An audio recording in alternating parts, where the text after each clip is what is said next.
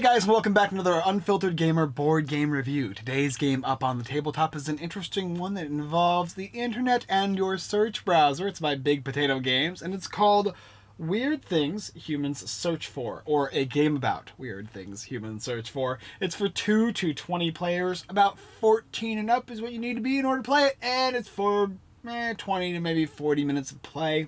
In the game Weird Things Humans Search For, you're basically going to be dividing yourselves into teams or playing individually if you have less players, and you're going to have somebody be an answer reader. They're going to take one of these cards here that's on one team, and the rest of the teams are then going to write down on a piece of paper that comes in the game a first answer and then a bonus answer. And I will say something like, in the future there will be, and then I will make a stop there. And on the card here, it'll tell you all the different lists. The first one is the most popular one, resulting on Google, and then the last one is the least, but they're all relevant searches. If you get any of these answers on your scorecard, you're going to gain points, and of course the first answer is worth the most in the first spot, the bonus spot's worth the second most, and then any other answer in any of the two categories is going to give you 1 point apiece. After that is done, you'll put one down, and then you're going to be part of the playing, and the next team is going to be doing the reading for the search cards. It's going to be about 5 rounds of play, and each team can score about 0 to 5 points per round. After all 5 rounds are up, you're going to tally up the scores of the game and see who has the most points, and the person or team with the most points will be the winner, and we'll know the most interesting things about what weird things humans search for. A lot of these are interesting. I'll take you down below, I'll show you what it comes included with, and then we'll go through a little bit of how the game works, and then I will give you my review. So here we have all the contents for Weird Things Humans Search For, and it's going to come with basically 2 stacks of cards. As you can see, I didn't even open this stack because even though we played quite a few games, there's still more to go with this one here. It's also going to come with a blank slab of papers, which are basically going to be able to have the teams write on them, and then a singular slab of papers for the team scores. You can have up to 5 teams. I guess you can have even more if you want to use more pieces of paper. It shows 5 rounds, and then of course it has the scoring total at the very end. It'll come with some other fancy things that illustrate the different games that are included with Big Potato Games. A lot of their stuff is fun, especially the Chameleon, one of my favorites, and of course the rule booklet that explains how to play the game, as well as a YouTube how to play, a tutorial. So anyway, that's pretty much what you're going to get in the game, as well as this box here, which is very well done, very nicely made. So let's talk about the game. We'll move all of this stuff off the board. This is pretty much all you're going to need to play, is a stack of these cards here, teams, and of course pieces of paper. Every single team will get one of these pencils here, which you'll be using to write on these scorecards, and every team is going to get one of these pieces of paper. And then you're going to go ahead and write down the team names over here. I wrote some names down already. Team Purple Vampires, Team Sparkle Kitty, so on and so forth. One of the teams will take one of these cards here. We'll select one I already didn't read yet, this one right here, and is going to read it out loud. I always dream of, and then blank. Each team is then going to have one of these slabs of paper, and they're going to write down a main answer and a bonus answer. After everybody's done that, I think it's also timed, you're going to read off all the way around the table, and the judge team will go ahead and score you points on whether you guessed correctly. If the first result is in your main answer, you're going to get 4 points, and if any other result is in your main answer instead of that one, you'll gain 1 point. In your bonus answer, if the first result is in there, you're going to gain 2 points, and if any other answer is 1. So it's likely you're going to get 0 to 5 points, 4 and 1, 2 and 3. As long as you get that first result, you can get some points there. After that is done, then they are going to discard the card, and then you're going to have all the tallying of all the points, and the next judging team is going to go, or the next announcer team, I guess is what you would say.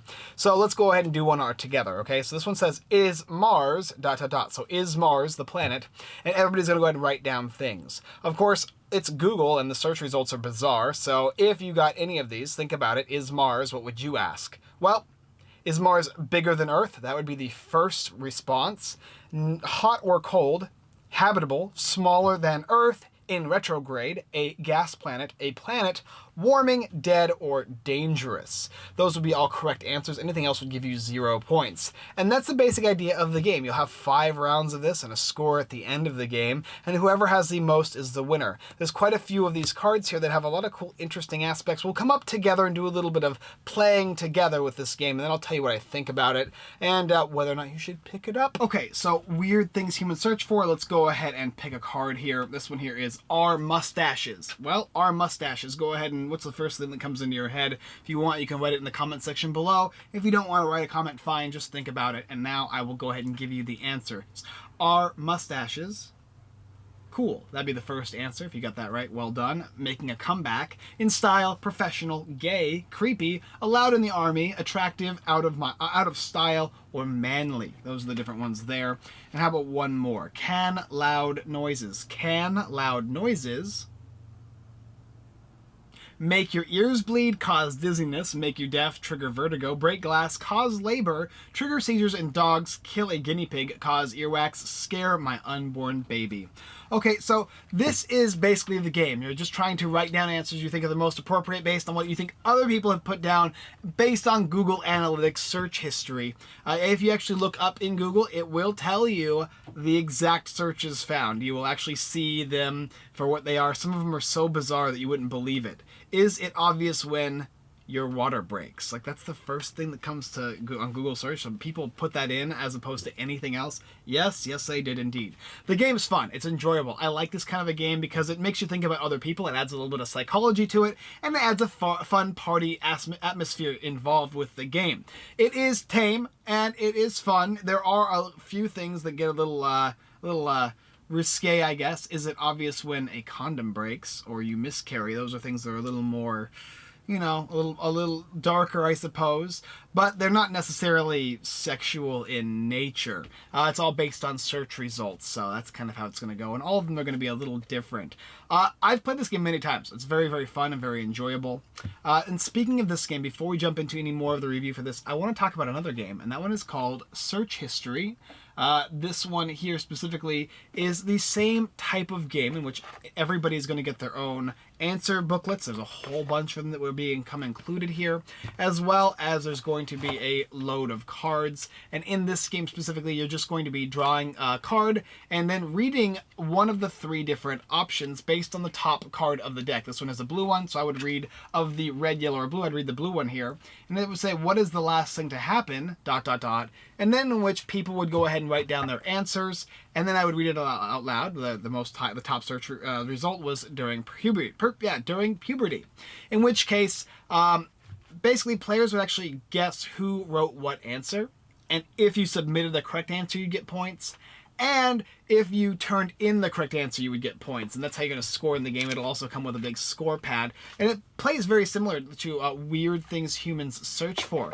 This one specifically here is the Not Safe for Work edition. So it has quite a few more risque topics. If you're more interested in a game like this, but it has something a little darker and something that involves not only guessing what is the research result, but what other people you think, what you think other people would assume the search result would be. So how dirty are your friends? Whereas Weird Things Humans Search For is going to be more on the lines of these 10 or so different answers that are all correct, did you get any of them? Or you're just searching for the correct answer. There's also a safer for work search history game, if that's what floats your fancy. But overall, they're two games that are very similar in their own way.